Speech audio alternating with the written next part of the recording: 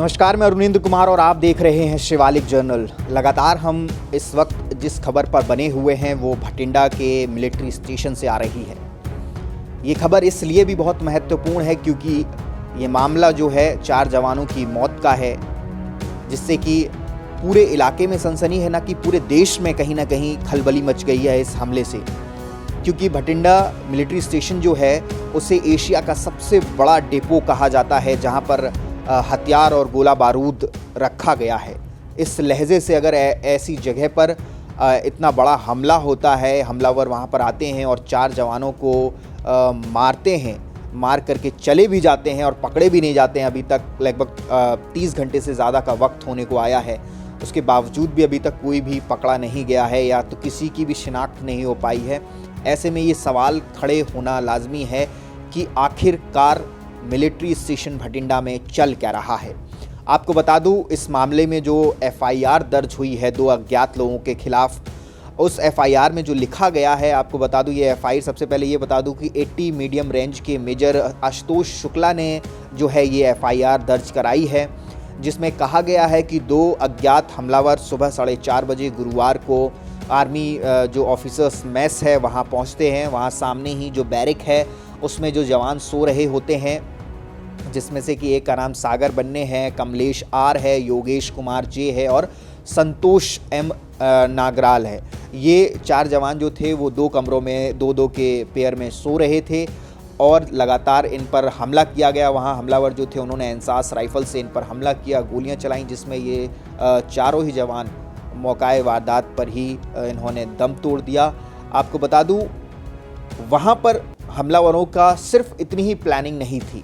जी हाँ, मैं ये इसलिए कह रहा हूँ क्योंकि रिपोर्ट में ये बताया गया है कि जो हमलावर थे उनका सिर्फ प्लान इन 4 जवानों को मारने का नहीं था, बल्कि वहाँ जितने भी जवान उन्हें मिलने वाले थे वो उन सब को मारने वाले थे।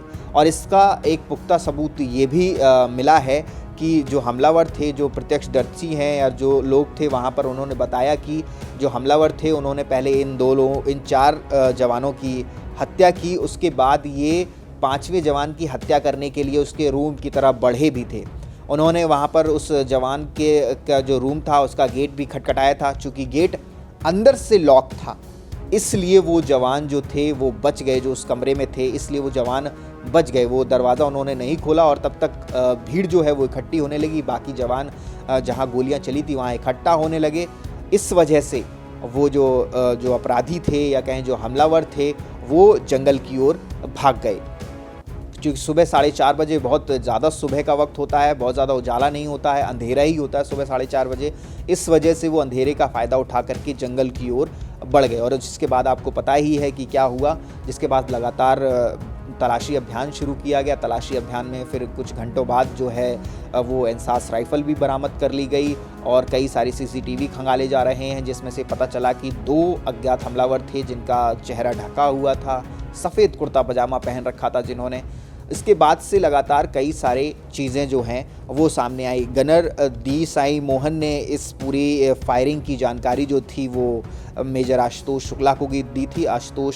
मेजर आशुतोष शुक्ला ने फिर अपने एक साथी मेजर को इस पूरे मामले की जांच करने के लिए भेजा और जिसके बाद ये पूरी जानकारी जो है वो पुलिस को दी गई। तो इस तरीके से जो हमलावर थे उनका इरादा जो था वो सिर्फ इतना नहीं था कि वो इन 4 जवानों को मारें, बल्कि उनका इरादा था कि वहाँ मौजूद जितने भी जवान या जो भी आर्मी पर्सनल उन्हें मिलेंगे वो उन सब की हत्या करने आए थे। यानी कि उन जवानों की किस्मत अच्छी थी जो तीसरे कमरे में थे, क्योंकि उन्होंने जो लॉक था वो अंदर से बंद कर रखा था। ऐसे में सवाल ये कई सारे खड़े हो रहे हैं कि क्या ये अंदरूनी विवाद का मामला है, क्योंकि आर्मी लगातार कह रही है कि ये एक इंटरनल मैटर है, ये कोई आतंकी हमला नहीं है। आर्मी ने ये भी साफ साफ कहा है। अगर ये इंटरनल मैटर है, इसका मतलब ये है कि इसमें मारने वाले और मरने वाले तो हैं ही सेना के जवान, लेकिन मारने वाले भी कहीं ना कहीं सेना से ही जुड़े हुए हैं। अब वो किस तरीके से सेना से जुड़े हुए हैं, क्योंकि लगातार आर्मी अपने बयानों में कह रही कि ये सेना का अंदरूनी मामला है। और अगर ये अंदरूनी मामला है तो सवाल ये भी उठता है कि क्या अधिकारियों को इसकी भनक नहीं थी कि सेना के जवानों के बीच आपस में ही तनाव उत्पन्न हो रखा है, यानी कि तनाव पैदा हो रखा है, जिसके कारण ये जवान इस हद तक गुजर जाएंगे कि एक दूसरे की जान ले लेंगे।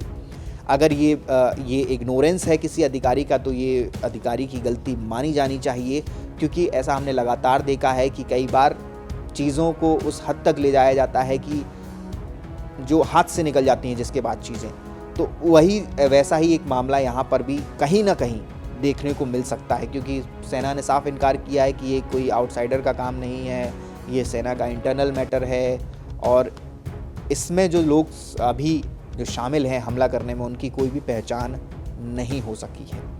तो ये थी अभी तक की जो अपडेट थी भटिंडा मिलिट्री स्टेशन के जो अंदर फायरिंग हुई उसकी, ये थी कि जो 2 अज्ञात हमलावर थे उनका इरादा सिर्फ 4 जवानों को मारने का नहीं था। और सबसे बड़ी बात है, जो जवान इस हमले में शहीद हुए हैं, जो जवान इस हमले में वीरगति को प्राप्त हुए हैं, वो सभी जवान बहुत यंग थे।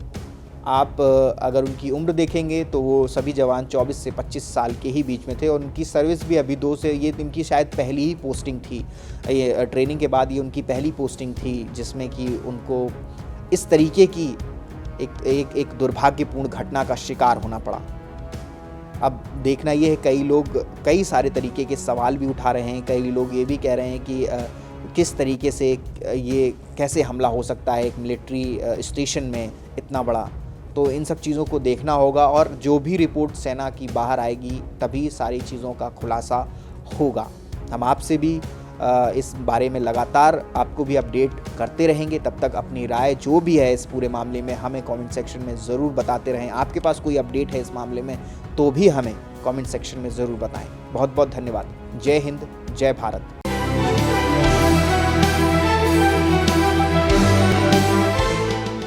अगर आप ये वीडियो YouTube पर देख रहे हैं तो हमारे चैनल को सब्सक्राइब कर बेल आइकन दबाना ना भूलें। अगर आप हमारी वीडियो को Facebook पर देख रहे हैं तो हमारे पेज को फॉलो और लाइक करना ना भूलें।